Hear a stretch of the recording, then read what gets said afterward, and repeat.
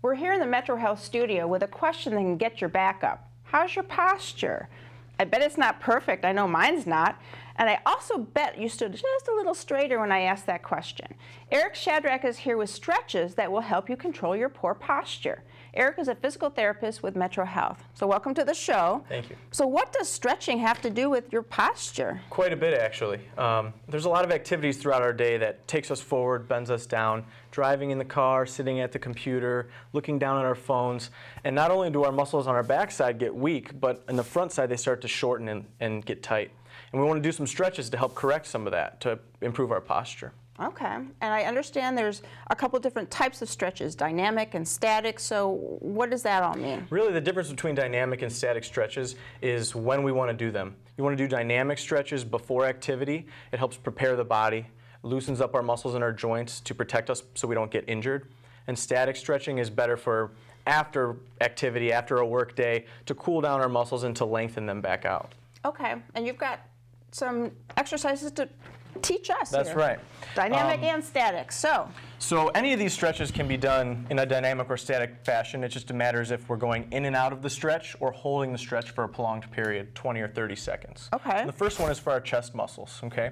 So what you want to do is find a doorway at home so you can put your arms up on the doorway. So we got our fake doorways right here. And then you're going to step straight through that doorway and allow your chest to be stretched back. So you should feel a big stretch right across here. We want to make sure we protect our neck when we're doing that too, so your head's up nice and tall and you're not slouching forward, so we're not creating an issue for your neck. Okay, so we can repeat it or we can hold it. Right, in and out or a long hold. Okay. And then there's some other stretches that are good for the legs after you have a prolonged period of sitting or bending forward. The muscles in the back of the leg tend to get short.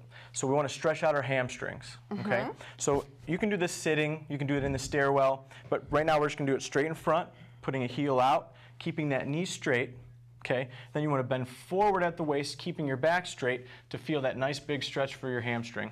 Same thing, you can go in and out of that stretch or a prolonged hold. Another good one is for the front of the hip. That's another area that shortens.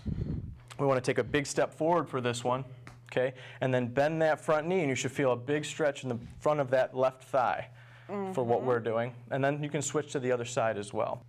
So is there anything else that you can show us here quickly? That last stretch we just did is actually a good 2-for-1. Okay. If you take that big step forward and you're doing that lunge and you don't feel much stretch in the front of your hip, if you go far enough, you're going to feel a nice big stretch for the back of your lower leg to stretch your calf, which gets those muscles that pass by your ankle, and that's another good way to do that one.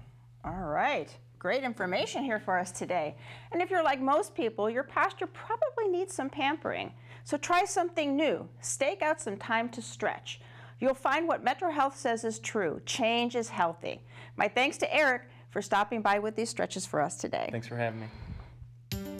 To learn more, call MetroHealth at 216-778-7800 or log on to www.metrohealth.org.